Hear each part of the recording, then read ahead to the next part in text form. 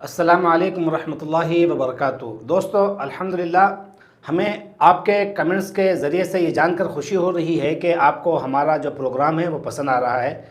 ہم انشاءاللہ اسی طرح سے پروگرام بناتے رہیں گے جس کے ذریعے سے ہمارے علم میں اور بھی اضافہ ہوتا رہے۔ تو دوستو چلتے ہیں اپنے پروگرام کی طرف۔ آج ہم صرف 3 عنوانات پر بات کرنے والے ہیں، لیکن تھوڑی سی بات کو لمبی کرنے والے ہیں۔ ہم بات کریں گے قرآن، عمل کی فضیلت اور سنت پر۔ ہمارا آج کے اس ایپیسوڈ کا جو پہلا عنوان ہے وہ قرآن ہے۔ دوستو آج کے درس میں انشاءاللہ ہم قرآن کی ایک آیت، اس کا ترجمہ اور اس کی ایک تفسیر جاننے کی کوشش کریں گے۔ اللہ رب العالمین نے قرآن مجید میں کہا انما نطعمکم لوجہ اللہ لا نرید منکم جزاء ولا شکورا، کہ ہم کھلاتے ہیں صرف اور صرف اللہ رب العالمین کی رضا کے لیے، ہم کسی سے کوئی بدلہ اور شکر گزاری نہیں چاہتے ہیں۔ تو دوستو اس سے ہمیں کیا معلوم ہوا کہ جب بھی ہم کسی پر کوئی احسان کرے، اس کو کوئی فائدہ ہم پہنچائے، تو اس سے ذرہ برابر بھی شکر گزاری کی یا اس سے بدلے کی امید کو نہ رکھیں۔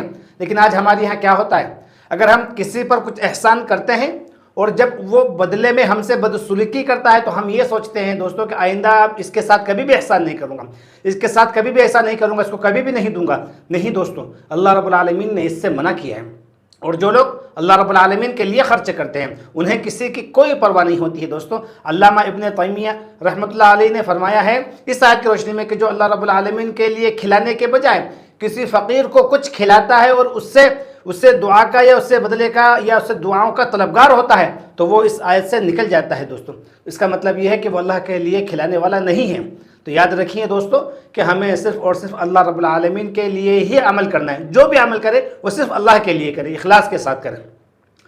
ہمارا دوسرا موضوع عمل کی فضیلت۔ بھائیوں، وضو ایک ایسا عمل ہے میرے دوستوں کہ جو نماز جیسی اہم عبادت کے لیے بہت بڑی شرط ہے۔ اگر وضو نہ ہو اور نماز آدمی پڑھ لے تو دوستوں اس کی نماز نہیں ہوتی ہے۔ کیا آپ کو پتہ ہے اللہ کے نبی صلی اللہ علیہ وسلم نے وضو کے بعد کی فضیلت کو بیان کرتے ہوئے ارشاد فرمایا کہ جو وضو کے بعد اس دعا کو پڑھتا ہے اشہد ان لا الہ الا اللہ واشہد ان محمدا عبدہ ورسولہ اللہم اجعلنی من التوابین واجعلنی من المتطہرین، تو نبی کریم صلی اللہ علیہ وسلم نے ارشاد فرمایا اللہ تعالیٰ اسے بندے کے لیے جنت کے 8 دروازے کھول دیتا ہے، اب وہ جس دروازے سے چاہے داخل ہو جائے۔ دوستو اللہ اکبر، ایک چھوٹا سا عمل ہے لیکن اس کی فضیلت کتنی بڑی ہے دوستو۔ تو مجھے اور آپ کو چاہیے کہ ہم اس دعا کو ضرور یاد کر لیں تاکہ اس فضیلت کے ہم اور آپ مستحق ہو سکیں۔ چلتے ہیں اب ہم اپنے تیسرے موضوع کی طرف۔ ہمارا آج کا تیسرا جو موضوع ہے وہ سنت ہے۔ دوستو نبی کریم صلی اللہ علیہ وسلم کی پیروی میں نجات کامیابی ہے۔ آج مسلمان بے شمار سنتوں کو چھوڑے ہوئے ہیں۔ آپ کو پتہ ہے صبح سے شام تک کے ہمارے پاس کتنا موقع ہوتا ہے دوستو کہ ہم سنتوں پر عمل کر سکیں۔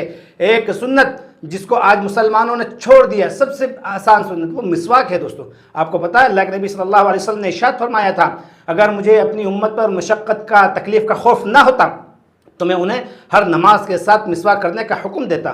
دوستو یاد رکھیے مسواک کرنے کے بے شمار فائدے ہیں۔ اللہ کے نبی صلی اللہ علیہ وسلم نے ارشاد فرمایا مسواک منہ کی صفائی کا ذریعہ ہے اور اللہ رب العالمین کو راضی کرنے کا ذریعہ۔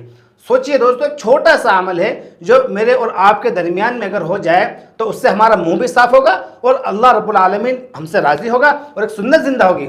اس سے بہت سارے فائدے، دنیا اور آخرت میں بھی اس کے فائدے ہیں۔ کسی بھی سنتوں کو معمولی سمجھ کر نہ چھوڑے، پتہ نہیں اللہ ہمارے کس عمل سے خوش ہو جائے اور ہمارے لیے جنت کا فیصلہ کر دے۔ تو لہٰذا دوستو ہمیں اور آپ کو چاہیے کہ ہم اللہ کے نبی کی تمام سنتوں پر عمل کریں اور اپنے لیے جنت میں جگہ بنائیں۔ تو دوستو بس میں اپنی اس باتوں کو یہیں پر ختم کرتا ہوں اور آپ سے پھر ایک مرتبہ گزارش کروں گا کہ آپ ان ویڈیوز کو شیئر ضرور کیا کریں، لائک کیا کریں تاکہ یہ معلومات دوسروں تک پہنچے اور وہ اس پر عمل کر سکے تاکہ اس کا اجر و ثواب آپ کو بھی ملے گا۔ میں دعا کرتا ہوں کہ اللہ تعالیٰ مجھے اور آپ کو کہیں بھی باتوں پر عمل کرنے کے توفیق عطا فرمائے۔ السلام علیکم ورحمۃ اللہ وبرکاتہ۔